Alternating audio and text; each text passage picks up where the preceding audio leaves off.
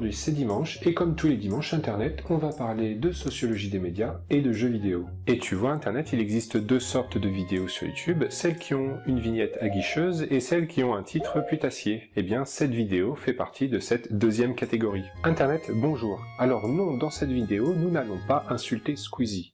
Ah mais attends, reviens, ça peut être sympa quand même. Je disais, on va pas insulter Squeezie, par contre, nous allons nous intéresser à ce que j'appelle le dilemme de Squeezie.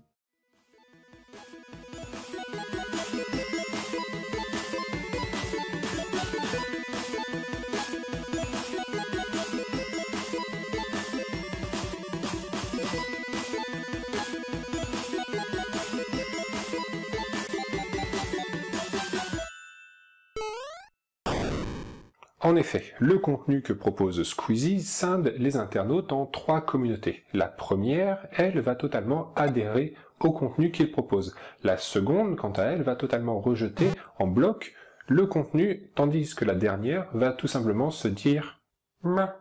Et pour les besoins de cette vidéo, nous allons uniquement nous concentrer sur les deux premières communautés. Et du coup, je me suis posé la question suivante. Mais quelles sont les positions de chacune des catégories ? Pourquoi y a-t-il un si gros fossé entre les communautés de représentation vis-à-vis du contenu que propose Squeezie ? Eh bien, la conclusion que j'ai est que le clash entre la communauté pro et la communauté contre le contenu proposé par Squeezie est le résultat d'une discussion entre deux façons de penser, deux postures diamétralement opposées, à savoir d'un côté l'individualisme postmoderne et de l'autre le collectivisme. Si ces deux postures existent depuis longtemps, c'est Geert Hofstede qui les a vraiment intégrées dans les sciences de gestion et dans le marketing. Et cette échelle exprime le degré de liberté d'un individu par rapport à un groupe. Autrement dit, elle exprime le degré d'autonomie par rapport au groupe et aux normes sociales, la plus ou moins grande solidarité du groupe et le degré d'attachement aux valeurs communautaires comme l'amitié ou la famille. Ainsi, je précise tout de suite que cette vidéo ne s'impose pas en tant que donneuse de leçons. Mais pour reprendre la formule d'un vidéaste que j'aime beaucoup, je suis fasciné par la fascination. Je ne fais que proposer une explication des choses qui peut être sujet à débat dans les commentaires par exemple. De même, cela reflète uniquement ma pensée d'aujourd'hui et celle-ci pourra évoluer contrairement à la vidéo que vous regardez actuellement. Et ce dont je me suis aperçu, c'est que les internautes, appréciant le contenu de Squeezie, justifient son comportement avec des arguments issus de l'individualisme post-moderne occidental, tandis que les internautes critiquant la démarche de Squeezie le font en invoquant des raisons collectivistes, qui sont notamment issues des cultures asiatiques. On verra à la suite de cette vidéo que c'est un petit peu plus compliqué que cela. Basiquement, l'individualisme met en avant les droits et les libertés individuelles, la propriété privée et encore l'intérêt personnel. Mais attention, il ne faut tout de même pas le confondre avec l'égoïsme. Mais en gros, cela énonce que je peux faire ce que je veux quand je veux, et que globalement, je n'ai de compte à rendre à personne et que je ne suis la voix de personne. De l'autre côté, nous avons une posture collectiviste, bien plus présente dans les cultures asiatiques comme en Chine ou encore au Japon. Et cette position énonce que l'information que je transmets va impacter la représentation que l'on se fait de mon groupe social.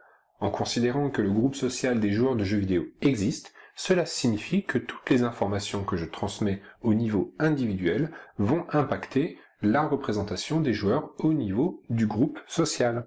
Et c'est surtout avec cette seconde posture que le contenu de Squeezie va rentrer en conflit. Non, mais je supporte pas son comportement de gamin. Ah, arrête, il est marrant, et puis on se détend quand on le regarde. Et puis quand même, il fait des publicités cachées. Bon, en vrai, personne t'oblige à regarder, laisse les gens regarder s'ils ont envie. Et il profite de ces vidéos pour diffuser un point de vue qui est discutable. Attends, c'est bon, je me fais pas aussi facilement manipuler. Squeezie et tous les autres vidéastes similaires proposent un contenu qui est extrêmement médiatisé. C'est pour cela que dès qu'il publie quelque chose de nouveau, eh bien Squeezie tombe directement dans le débat entre représentation collectiviste et représentation individualiste. Mais c'est encore plus complexe que cela. Ce n'est pas parce que vous vous situez individualiste ou collectiviste que vous allez forcément apprécier ou détester le contenu proposé par Squeezie. En effet, il est très facile de contrebalancer cet argument en disant que, par exemple, vous pouvez très bien apprécier Squeezie parce qu'il représente plutôt bien l'idée que vous faites de la communauté des joueurs. Dès lors, ce sujet aurait pu être très simple s'il n'y avait pas un deuxième mécanisme qui se mettait en place en plus de la question des représentations. Ce mécanisme, c'est celui de l'identification. Le cas du contenu produit par Squeezie est que lorsqu'il est visionné, il provoque soit l'adhésion, soit le rejet. On apprécie Squeezie parce que l'on s'identifie à lui, et inversement, il nous insupporte lorsque l'on ne s'identifie pas du tout. C'est pourquoi aussi on va préférer un vidéaste à un autre alors que les deux proposent un contenu relativement similaire.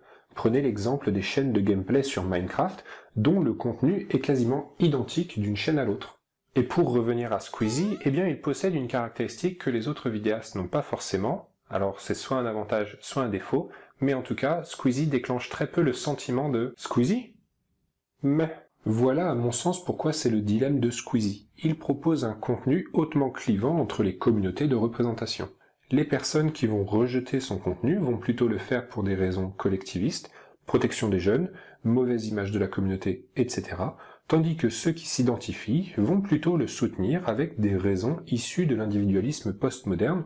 Il fait ce qu'il veut et les autres ne sont pas obligés de le regarder. Voilà Internet tout ce que j'avais à peu près à dire sur le sujet. M'intéressant énormément à la sociologie des médias et des jeux vidéo, il m'était impossible de ne pas aborder le sujet de Squeezie, et j'espère l'avoir fait de manière intelligente. Si vous avez aimé cette vidéo, eh bien je vous encourage à la partager et à lui mettre un pouce bleu. Et dans tous les cas, vous pouvez aussi me rejoindre sur Twitter ou Facebook. Et en attendant, comme toujours Internet, merci de m'avoir écouté. Ah! Peut-être que vous attendiez à ce que je donne véritablement mon opinion sur Squeezie. Eh bien sachez que je pense que c'est vraiment...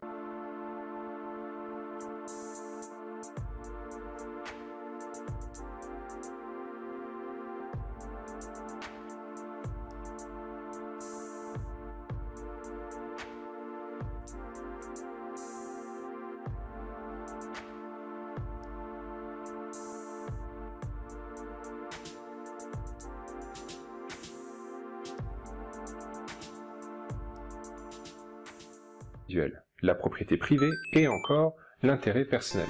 Mais attention, il ne faut tout de même pas le confondre avec l'égoïsme. Mais en gros, cela énonce que je peux faire ce que je veux quand je veux, et que globalement, je n'ai de compte à rendre à personne et que je ne suis la voix de personne. De l'autre côté, nous avons une posture collectiviste, bien plus présente dans les cultures asiatiques comme en Chine ou encore au Japon. Et cette position énonce que l'information que je transmets va impacter la représentation que l'on se fait de mon groupe social. En considérant que le groupe social des joueurs de jeux vidéo existe, cela signifie que toutes les informations que je transmets au niveau individuel vont impacter la représentation des joueurs au niveau du groupe social. Et c'est surtout avec cette seconde posture que le contenu de Squeezie va rentrer en conflit. Non, mais je supporte pas son comportement de gamin. Ah, arrête, il est marrant, et puis on se détend quand on le regarde.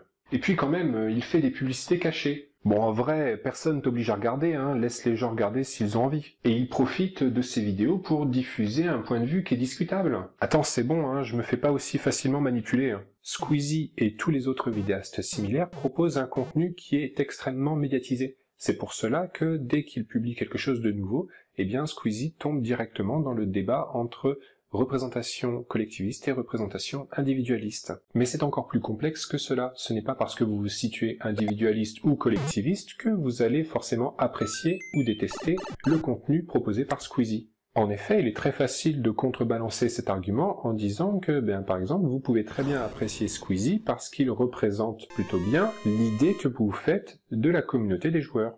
Dès lors, ce sujet aurait pu être très simple s'il n'y avait pas un deuxième mécanisme qui se mettait en place en plus de la question des représentations. Ce mécanisme, c'est celui de l'identification. Le cas du contenu produit par Squeezie est que lorsqu'il est visionné, il provoque soit l'adhésion, soit le rejet. On apprécie Squeezie parce que l'on s'identifie à lui, et inversement, il nous insupporte lorsque l'on ne s'identifie pas du tout. C'est pourquoi aussi on va préférer un vidéaste à un autre alors que les deux proposent un contenu relativement similaire. Prenez l'exemple des chaînes de gameplay sur Minecraft, dont le contenu est quasiment identique d'une chaîne à l'autre. Et pour revenir à Squeezie, eh bien il possède une caractéristique que les autres vidéastes n'ont pas forcément, alors c'est soit un avantage, soit un défaut, mais en tout cas, Squeezie déclenche très peu le sentiment de « Squeezie ?» Mais voilà à mon sens pourquoi c'est le dilemme de Squeezie. Il propose un contenu hautement clivant entre les communautés de représentation. Les personnes qui vont rejeter son contenu vont plutôt le faire pour des raisons collectivistes, protection des jeunes, mauvaise image de la communauté, etc., tandis que ceux qui s'identifient vont plutôt le soutenir avec des raisons issues de l'individualisme postmoderne. Squeezie est le résultat d'une discussion entre deux façons de penser, deux postures diamétralement opposées, à savoir d'un côté l'individualisme postmoderne et de l'autre le collectivisme. Si ces deux postures existent depuis longtemps, c'est Geert Hofstede qui les a vraiment intégrées dans les sciences de gestion et dans le marketing. Et cette échelle exprime le degré de liberté d'un individu par rapport à un groupe. Autrement dit, elle exprime le degré d'autonomie par rapport au groupe et aux normes sociales, la plus ou moins grande solidarité du groupe et le degré d'attachement aux valeurs communautaires comme l'amitié ou la famille. Ainsi, je précise tout de suite que cette vidéo ne s'impose pas en tant que donneuse de leçons. Mais pour reprendre la formule d'un vidéaste que j'aime beaucoup, je suis fasciné par la fascination. Je ne fais que proposer une explication des choses qui peut être sujet à débat dans les commentaires par exemple. De même, cela reflète uniquement ma pensée d'aujourd'hui et celle-ci pourra évoluer contrairement à la vidéo que vous regardez actuellement. Et ce dont je me suis aperçu, c'est que les internautes, appréciant le contenu de Squeezie, justifient son comportement avec des arguments issus de l'individualisme postmoderne occidental, tandis que les internautes critiquant la démarche de Squeezie le font en invoquant des raisons collectivistes, qui sont notamment issues des cultures asiatiques. On verra à la suite de cette vidéo que c'est un petit peu plus compliqué que cela. Basiquement, l'individualisme met en avant les droits et les libertés individuelles, la propriété privée et encore l'intérêt personnel. Mais attention, il ne faut tout de même pas le confondre avec l'égoïsme. Mais en gros, cela énonce que je peux faire ce que je veux quand je veux, et que globalement, je n'ai de compte à rendre à personne et que je ne suis la voix de personne. De l'autre côté, nous avons une posture collectiviste, bien plus présente dans les cultures asiatiques comme en Chine ou encore au Japon. Et cette position énonce que l'information que je transmets va impacter la représentation que l'on se fait de mon groupe social. En considérant que le groupe social des joueurs de jeux vidéo existe, cela signifie que toutes les informations que je transmets au niveau individuel vont impacter la représentation des joueurs au niveau du groupe social. Et c'est surtout avec cette seconde posture que le contenu de Squeezie va rentrer en conflit. Non, mais je supporte pas son comportement de gamin. Ah, arrête, il est marrant, et puis on se détend quand on le regarde.